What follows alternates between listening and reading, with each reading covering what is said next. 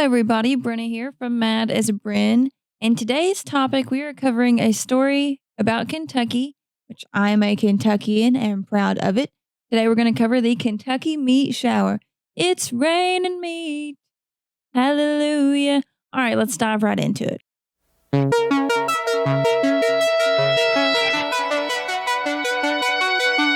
The year is 1876, March 3rd, in Bath County, Kentucky. It is a year of meat and mystery. The morning of March 3rd, the sun was shining bright over the beautiful Olympia Springs. There was not a cloud in the sky. Miss Mary Crouch sat about 40 steps from her front porch and was busy making soap. Mary noticed a cool breeze blowing through at about noon. Now, this day started out perfectly normal for Miss Crouch, but it took a turn rather quickly. It started raining. And not what you would expect, not raining water, but raining meat. Large chunks of fleshy meat began falling from the sky in Bath County surrounding Mrs. Crouch.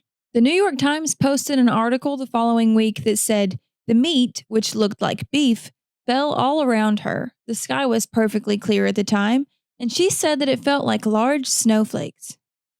Ew. Gross.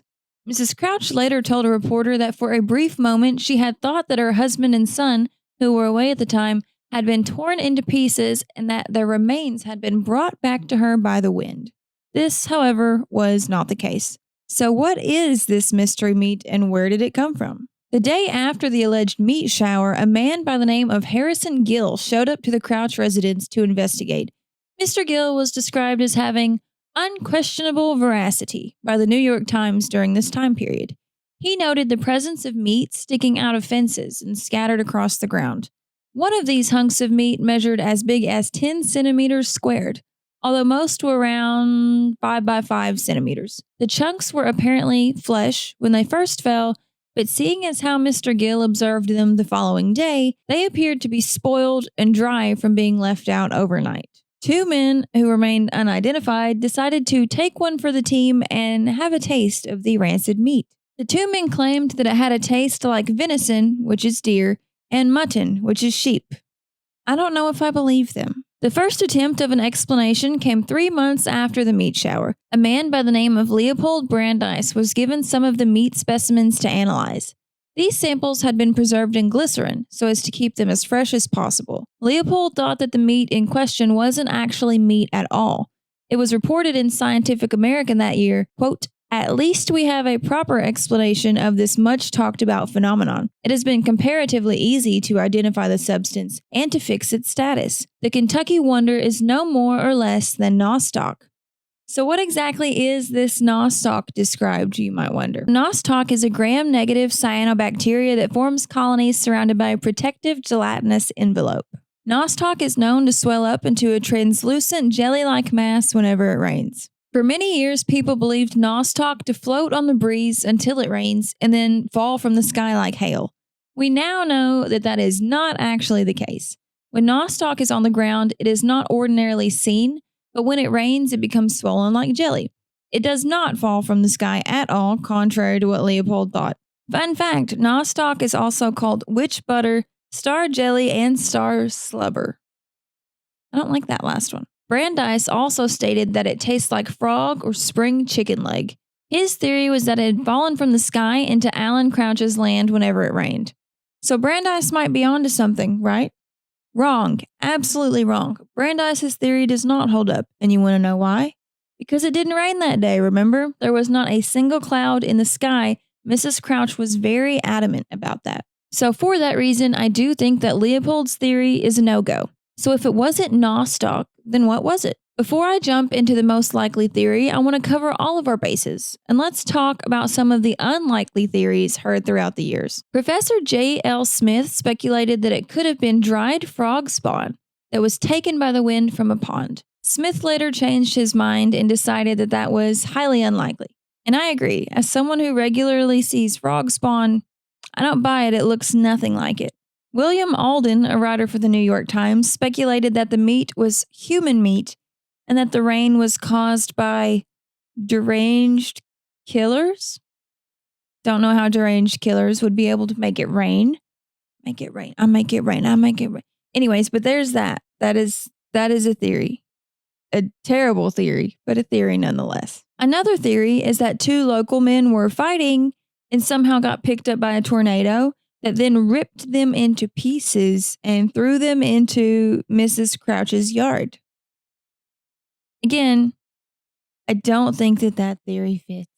And my favorite of all the theories, aliens beamed the meat from a cow they had picked up back down to the earth along her yard. This theory is much more plausible now that we know that aliens exist. Near, near, near, near. So although Leopold's theory was incorrect about the Nostoc, he did help us out in some ways leading into our next theory. Leopold gave a few samples of the mystery meat to a histologist who happened to be the president of Newark's Scientific Association.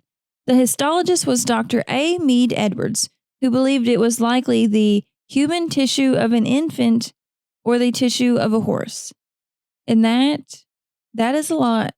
That's a lot to, that's a lot. And he wasn't the only histologist who also believed in this theory. Multiple scientists observed 7 different pieces of the meat, and they determined 2 of those samples to be lung tissue, 3 to be muscular tissue, and 2 that were cartilage. So that solves the question of what fell from the sky, but now we need to figure out how. The best explanation so far was brought to light by a man named Dr. L.D. Castenbein. Castenbein obtained his own sample of the mystery meat and set fire to it, stating that it smelled distinctly like rancid mutton. In an 1876 edition of the Louisville Medical News, he wrote that it was caused by, drum roll please, projectile vulture vomit. Ew. Ew, gross. So gross. I just seen the picture. As I'm scrolling right now, with my script, I just seen the picture of projectile vulture vomit. Gross. So that might sound crazy, but vultures have been known to engorge themselves with too much food and then vomit it back up. But with that being said, the chances of a kettle of vultures flying over Mrs. Crouch's house and then projectile vomiting are 1 in a million. So, again, rather unlikely. So it has been observed that if one vulture vomits, then the rest of the kettle might vomit along with it. But the thing that makes it unusual in this case is that vultures normally vomit while on the ground before returning to flight to make for a faster getaway. Whereas in this case, all of the vultures would have to be vomiting while flying, which again is rather unusual. There are 2 species of vulture in Kentucky, the black vulture, Coragyps atratus, and the turkey vulture, Cathartus aura. Both of these species of vulture are known to vomit their stomach contents as a defense mechanism and to make themselves lighter for flight.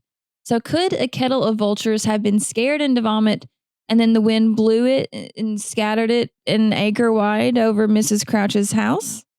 So an initial thought I had was, wouldn't Mrs. Crouch see thousands of vultures flying over her house vomiting all at the same time? Well, something that swayed my mind a little was learning that black vultures can fly at a 20,000-foot altitude in their kettles. Their kettles can also contain hundreds of vultures at a time. That sounds terrifying to me. To add to this, vultures can also scarf down multiple pounds of flesh within minutes.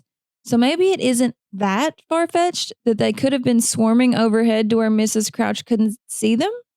Maybe. This could also explain why the meat varied so much in what it contained. Vultures are scavengers and opportunists, feeding on carcasses of dead animals. The contents of their stomach from vulture to vulture could vary greatly. Also, if the meat was thrown up by vultures, it would have been cooking in their stomach acid prior to hitting the ground. So an art teacher at Kentucky's Transylvania University by the name of Kurt Goad studied the Kentucky meat shower. In 2004, he found a surviving chunk of meat that had long been forgotten stored at Transylvania University and had it genetically tested. Although the tests were, for the most part, inconclusive, and the only information that came out of the testing was that the fluid the meat was stored in had been swapped out from most likely formaldehyde to alcohol roughly 40 years ago. The chunk of meat remains in an apothecary cabinet at Transylvania University's Monroe Musonic Medical and Science Museum and can be viewed if an appointment is made. Side note, I did call to try to make an appointment once. I was unsuccessful, but that will not stop me, and I'm still eager to see the chunk of meat. It's only right. I mean, I live in Kentucky. I should see the chunk of meat. We all should see the chunk of meat. A disgusting but fun tidbit of information is that Goad took it upon himself to create a taste lab in Cincinnati to create jelly beans from the sample's flavor compounds. Sorry, if you don't like that noise, I'm sorry, because I made it, because it's gross. He described it as tasting so strong that if he ever had any meat of that flavor in his mouth, he would immediately spit it out, and that it left a chemical aftertaste. As it would if it's been left in formaldehyde and alcohol. What? What? Make it make sense. At Mount Sterling's annual Fall Festival Court Days, Goad asked some flavor testers to try the jelly beans and let him know what they thought the flavor was. Many compared it to the taste of ham that started to turn rancid, pre-cooked bacon, and Goad's personal favorite, strawberry pork chop. What the fuck? What? Ugh, gross. So I'm going to end this video with a quote from Goad that I love and I think is very well suited for this case. And I quote, "I don't know if I will ever think of it as a closed case, but I prefer to think of it as a mystery that was left open because it happened at a time when people didn't need to solve all things." Which is true. Everyone likes to solve everything now. I feel like some things we're not meant to know, because if we were meant to know, then we would know them. All right, thank you all for listening. That's all for today. Like if you want to, subscribe if you're feeling froggy, leave a comment if you want, only if it's a nice one. Or, I mean, you can leave mean ones. It's whatever floats your boat. But thank you for listening. Bye-bye. Just kidding. I don't know how to do that. We're not going to end like that. Ciao.